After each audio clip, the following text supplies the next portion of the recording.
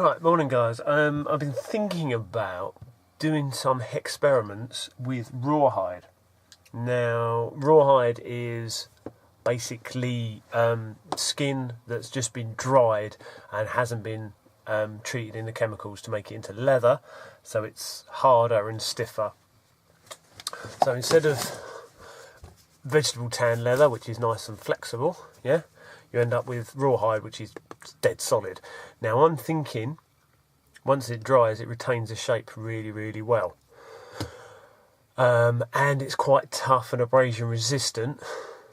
So I'm thinking it might be good for some kind of knife sheath pouch. I don't know. But anyway, so where to get said rawhide from? Now, obviously, because we all live in towns and cities and we haven't got a regular, easy way of getting rawhide, we have dog treats. Right, so this is a rawhide batten, right? Now this rawhide, I'll focus that, looks pretty thick. And there's probably quite a big piece there. If that's all rolled out, it's probably quite a big, decent size. Right, so that's a nice thick one. There's also the normal dog treat. Now this is a lot thinner. You get a focus in there. Yeah, so it's a lot thinner. This was probably the thickest one out of the ones that were for sale. But you can see where they've tied a knot in there. Obviously that's dead tough, yeah. Now once this gets wet, it softens, so I'm going to have to varnish it or wax it or some kind of waterproofing. I do realise that, but when you think when your dog's been slobbering on this long enough, it goes all nice and soft.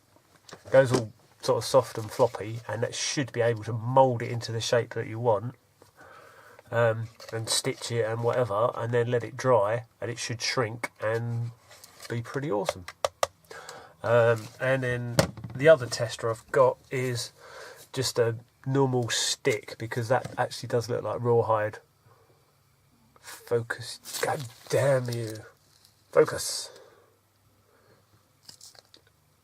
Yeah, so that's also a bit of rawhide rolled up. So what I'm going to do is soak these in warm water, lay them out flat and give them a bit of a hammering to flatten them. And now this might take a couple of days, so I'm going to stick it in some water and then come back and see what sort of sizes I've got, and then see what I can make from said bits and bobs. Because I haven't really got a plan on what to make yet. It's really down to what the material looks like and what it's telling me. Right, so I've got a big saucepan full of warm water.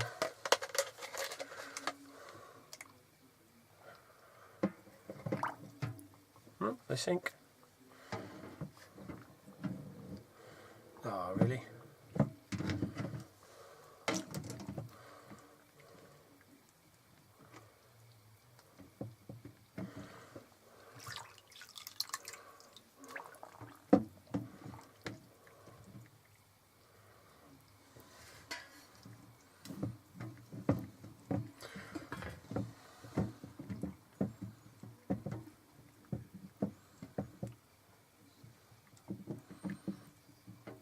I'm starting to feel slimy already. Yes, I think obviously this thin stuff will be ready a lot sooner than this really thick one.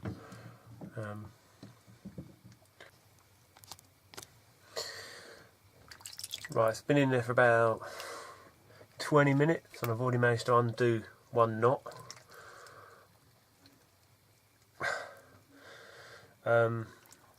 This one, I've managed to unroll it. That's actually pretty cool, look at that. But inside it was loads of odds and ends and bits, so they're probably quite good for an experiment. These two have gone really, really slimy, whereas this one still actually, yeah, it's kind of feeling leather-ish. So this side's a lot thicker than this side, but I'm pretty impressed so far. And that's another bit that was in the centre. I'm trying to undo this knot, but it's really hard to get any leverage on it because they're so slimy. There we go.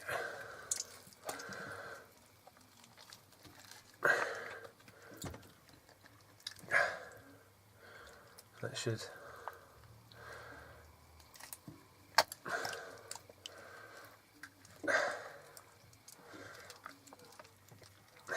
help some of the water get into it. I'll keep the water nice and warm.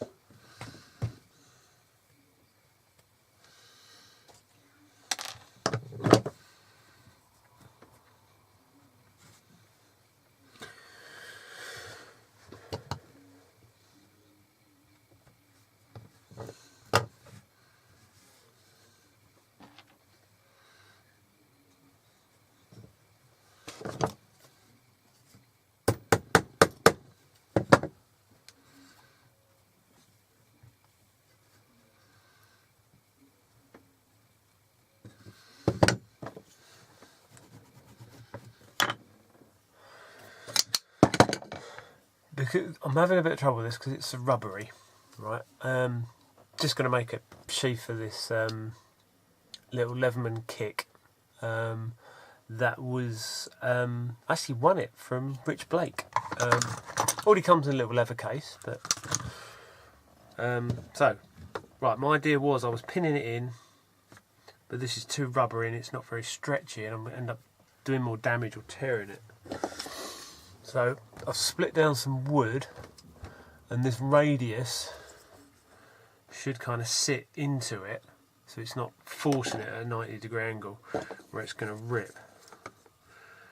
So let's try and tack it in place at the bottom. There's some light as well, that helps, doesn't it?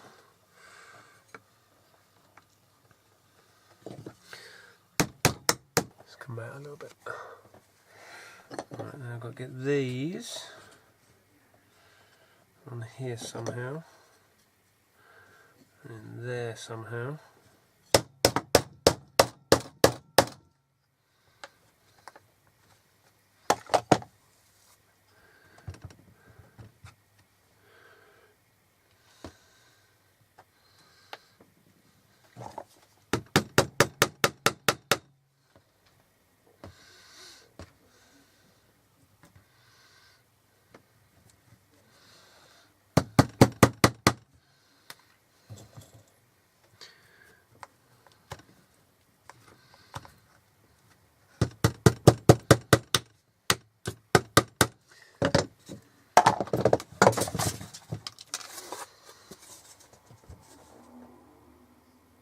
Okay. Being a dog chew, this could have been boiled, possibly, which would have broken down all the fibres. So it might not be any good for this. But what's the only way of finding something out? Exactly. Give it a go. Right. I'm going to sit and dry that off. I'll do it in the oven because I'm in a rush. Right.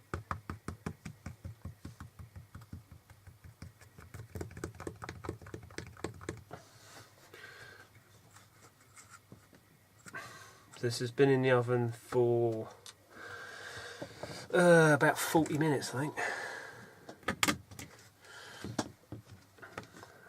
Seems to have dried fairly well. But I don't want to get it too hot because obviously the Leatherman is still inside it. I don't want to destroy that.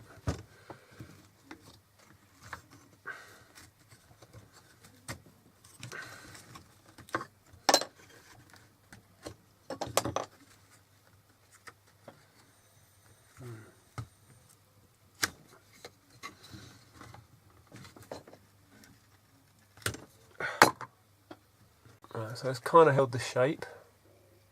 It's still very jelly-like. But it's got the imprint of the Leatherman in it. And it's still slightly damp as well. So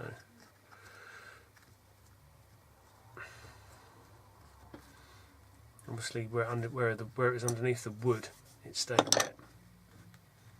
But you know, this is only a proof of concept type thing, so I'm just seeing if it works. Oh, as it's dry, it's also torn on the side there a little bit. Probably as I hammered the wood onto it.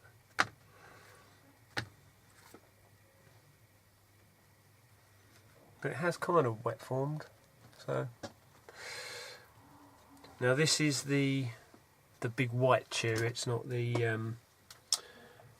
other one with the knot in each end. Now I've got a bit of that and spread it out. I'm certain that is pigskin,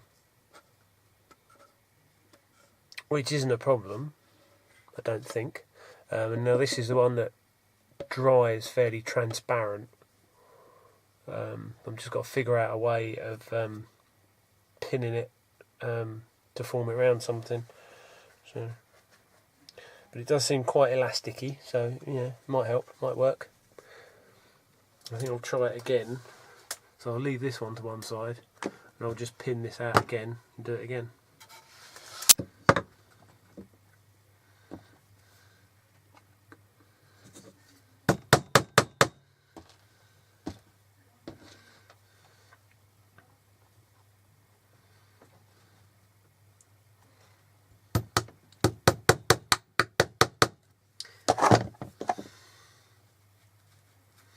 Yeah, because this one's quite rough on both sides, and this seems a lot smoother and probably a little bit nicer to work with. So I've forced that down there. That's actually already looking pretty good. Right, so I'm going to go and whack it in the oven. Same deal as before, and I'll see you in a bit. This one should dry a bit quicker as well. Okay, this one didn't come out too bad, apart from its focus, god damn it.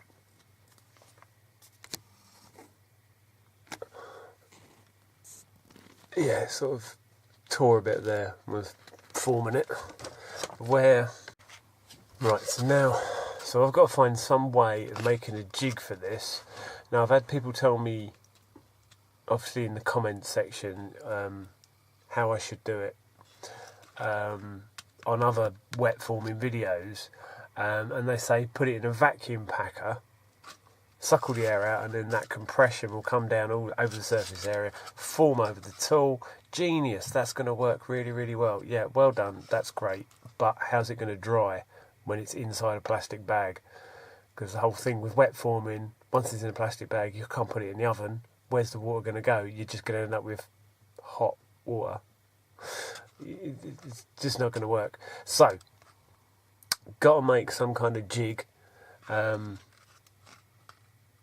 this, and same with like we're making Kydex, similar thing with that. I could make a couple of foam sheets, push it together to grab it like Kydex would, but then it can't dry because it's ran between two bits of like EVA foam. So probably going to have to be a wooden frame. So whatever I'm making, so I was cutting this, I'd have to draw around this knife the size I want the sheath, cut that out of a piece of wood so I had that outline, and then put one layer on there, lay that on, and then put another layer on top to trap it. Because the other thing is you need to get the jig right on the centre line, otherwise it's going to be pushed over to one side. Or whether that matters or not, but I'm trying to think of the best way of doing it. But anyway, I'm going to go off to my shed and have a play and a think. And we'll see what we can make.